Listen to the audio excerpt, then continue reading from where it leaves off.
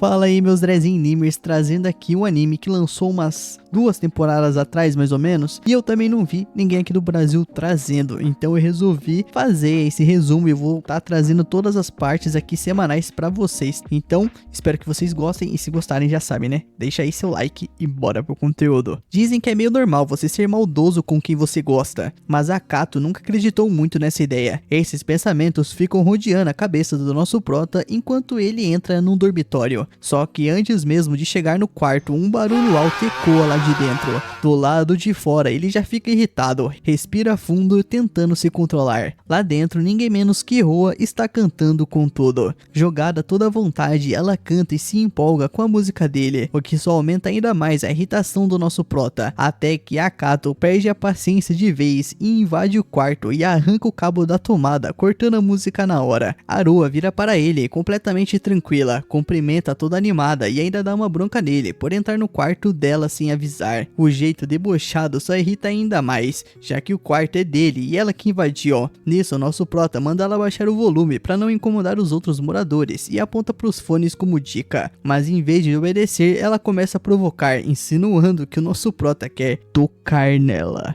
O Akiteru logo corta na hora, dizendo que ele não tem interesses nessas palhaçadas. A falação dela só deixa ele mais enjoado ainda. Aí Iroha piora a situação, acusando ele de tentar pegar ela trocando de roupa e até brinca que vai chamar a polícia. Na real, quem devia chamar a polícia era ele, né? Já que foi ela que invadiu o quarto dele. Ele até pensa nisso por um segundo, mas percebe que ninguém acreditaria nele. Ela faz muito bem o papel de vítima. Aroa adora ficar por cima do Akato. Em um momento, ela até se joga na cama dele de propósito, destacando seu... O Akato desvia o olhar na hora, mas ela esconde a chave do dormitório ali. É verdade que ele deu a chave pra ela, mas isso não significa que ela pode entrar quando quiser. Nisso ela continua provocando, dizendo que quando ele mandar ela embora, vai acabar pensando nela depois. E isso faz o Akato explodir de vez. Nisso ele pega um borrifador de água e joga logo na cara dela. Os dois começam mais uma discussão. Roa insiste que é tipo uma irmã mais nova, já que é irmã do amigo dele, mas o Akato rejeita completamente isso, dizendo que ela é praticamente uma estranha, tipo uma parasita. Ela continua irritando ele sem parar, provocando sempre que pode, mas nesse momento o celular do nosso prota toca. É o tio dele. Ele encara a Roa e avisa para ela não fazer graça, porque o futuro dele depende daquela ligação. Ela promete se comportar meio a contragosto. O tio dele, Makoto, é presidente de uma grande empresa de entretenimento, a HPW. Ele liga para falar sobre a candidatura ousada do nosso prota, que tentou entrar sem fazer exame. Ele não ficou muito impressionado com isso aí, mas por ser o seu sobrinho, está disposto a dar uma chance sob certas condições. De repente, o tom dele muda e ele pergunta se o Akato tem namorada, pegando tanto ele quanto a Roa de surpresa. Na hora, os olhos dela brilham, claramente bolando alguma coisa. O Akato percebe e manda ela parar, mas ela ignora. Nisso, ela se aproxima e começa a fazer barulhos estranhos só para o Makoto ouvir. Desesperado, o Akatara inventa que é um gato que ele adotou. O problema é que quando o tio começa a fazer perguntas sobre o gato, ele não sabe responder nada, deixando tudo ainda mais suspeito. Nisso, Aroa não para e continua pressionando, fazendo ele xingar baixinho e confundindo o Makoto. Para sustentar a mentira, o Akato finge que o gato está tentando atacá-lo. No fim, o Makoto junta as peças e acha que ele realmente tem uma namorada. Nisso, em pânico, o nosso prota nega tudo e tenta afastar a Aroa, mas por sorte o Makoto parece satisfeita ao ver que ele não tem namorada e diz que vai explicar os detalhes da candidatura depois. Quando a ligação acaba, Aroa se joga na cama dele reclamando que está com sede. O Akato, já cansado, manda ela pegar água sozinha. Nisso ela sai toda animada, deixando ele só na frustração. No dia seguinte, durante um tempo livre, o Akato fica escrevendo no caderno, refletindo sobre a vida, a morte e o objetivo de aproveitar cada minuto para garantir um futuro melhor. E quando a aula acaba, o melhor amigo dele, Ozuma, se joga na cadeira exausto. Por sorte, o Akato fez anotações para ele e o Ozuma agradece. Para retribuir, chama ele para comer algo depois da aula. O Akato sempre acha incrível como o Ozuma é gente boa, mas o amigo devolve o elogio, dizendo que o nosso prota tem um bom coração. Mesmo o Akato dizendo que tudo que faz é calculado, Ozuma admira o fato dele sempre pensar nos outros, inclusive nele e na irmã dele, Roa. Ele até comenta que provavelmente ela invadiu o quarto de novo. Quando o Akato confirma, Ozuma brinca que talvez ela goste dele. O nosso prota logo discorda disso aí, achando que ela só gosta de perturbar a mente dele. Ozuma então diz que pode ser o jeito dela de demonstrar carinho, mas o nosso prota prota continua firme, dizendo que se ela realmente gostasse dele, não faria ele sofrer tanto assim. Mas antes que a conversa continue, uma professora entra na sala já dando bronca, avisando pra ninguém fazer ela perder tempo. Todo mundo se ajeita na hora e a aula começa. Nisso, algumas horas depois, um colega chega correndo até o Acateru, dizendo que uma garota bonita do primeiro ano está procurando por ele. E claro, é a Ruai esperando na porta. Quando ele confronta, ela tenta agir de forma fofa, mas ele manda ela parar com aquilo. Ela finge que não entende e continua agindo de forma inocente na frente de todo mundo, fazendo ele parecer o vilão. Ela o convida para irem embora juntos, mas quando Acateru volta para pegar as coisas, ela diz que quer ir só com ele, deixando o Uzuma de fora. E isso surpreende o nosso prota, que reage alto. Arua então aproveita o momento e faz uma pose fofa e solta que eles são um casal. A sala inteira reage na hora, incluindo o próprio Akato, mas ela não para. Ela começa a fingir que está chorando, se entregando completamente à atuação e deixando ele sem saber o que fazer. Uzuma então chega curioso para entender o que está acontecendo, e a guria já solta que vai sair sozinha com o Akato, o que deixa ele ainda mais desesperado. Sem opção, ele segura a mão dela e arrasta ela para conversar a sério. Cara a cara, ela continua insistindo de que eles estão juntos, mesmo sendo mentira. Então revela que fez isso por causa da ligação, achando que ele precisa de uma namorada para impressionar o tio. Com um sorriso convencido, ela diz que está muito acima do nível dele, então no fim disso seria até uma vantagem para ele, mas o Akato não acha graça nenhuma disso. Ele diz de forma firme para ela não se meter, porque o futuro dele está em jogo. Antes que consiga ir embora, Iroha o abraça por trás. Ela provoca pedindo para ele notar ela, dizendo que o futuro não importa e que o importante agora é o presente. Com lágrima nos olhos, ela confessa que se importa muito com ele e que quer que eles continuem próximos para sempre. Por um momento, o Akato fica surpreso, achando que ela tá sendo sincera. Ele até abaixa a guarda, mas quando está prestes a acreditar, Iroha começa a rir de forma maliciosa, revelando que era tudo atuação. Ela tira sarro dele por ter caído, dizendo que sempre quis fazer uma confissão assim. O Akato fica sem reação,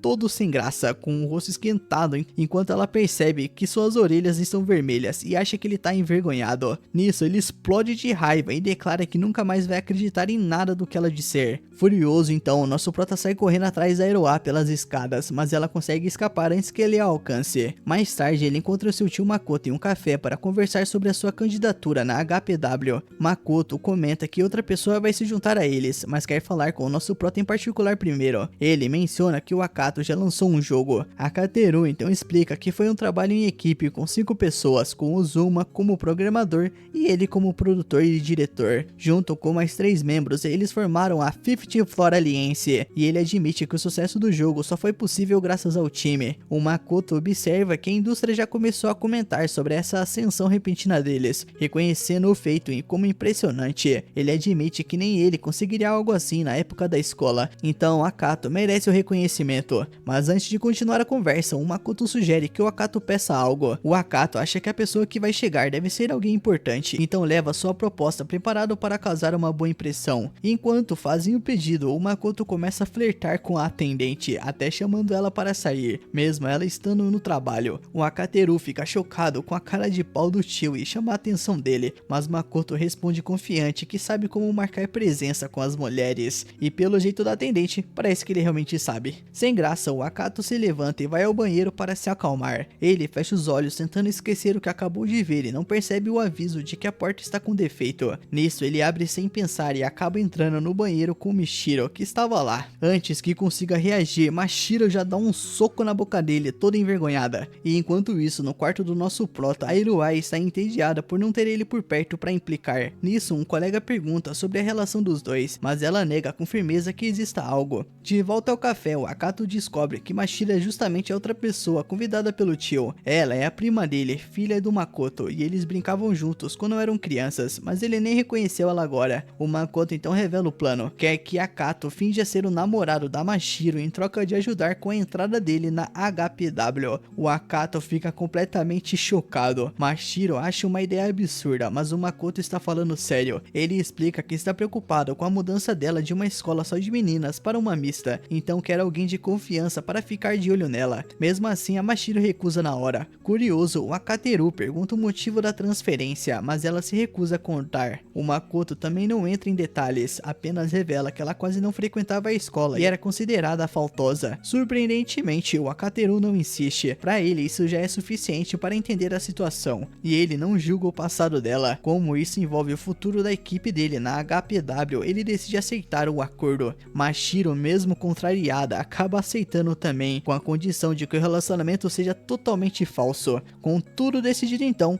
o Akateru estende a mão para ela, mas ela se recusa a apertar, ainda irritada com o incidente no banheiro. O Makoto observa a cena sorrindo, achando que os dois vão se dar bem, apesar dos dois claramente discordarem. Antes de ir embora, ele lembra o Akato que, como namorado de mentira, qualquer atitude romântica de verdade está totalmente proibida. O Akato não vê problema nisso, já que Mashiro claramente não gosta dele. Pensando em tudo, ele ainda não entende porque dizem que tratar alguém mal significa interesse romântico. Afinal, ele só está cercado de garotas complicadas. Mesmo assim, o seu trabalho como namorado falso começa no dia seguinte. E esse, meu mano, foi o resumo da primeira parte desse anime aí. Eu espero que você tenha gostado, e se gostou, por favor, já deixa seu like, se inscreve no canal, ativa as notificações para não perder a próxima parte, e claro, comenta a palavra aí mal pra eu saber que você é um cara do bem e eu te dar um coração aí nos comentários. Tamo junto, meu mano, e lembre-se, o Drazen Animes ama você.